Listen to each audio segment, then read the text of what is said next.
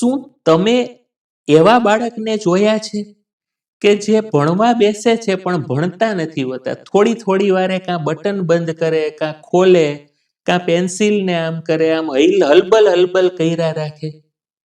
શું બાળક આવું કરે છે એનું કારણ તમને ખબર છે? કે કેમ એક ચિત્તે બેસતું નથી? એનો જવાબ છે ડીએમઆઈટી રિપોર્ટ. ડીએમઆઈટી રિપોર્ટથી આપણને ખબર પડે છે કે કાઇનેસ્થેટિક હશે તો એ નહીં બેસે, તો એના માટે શું કરવું?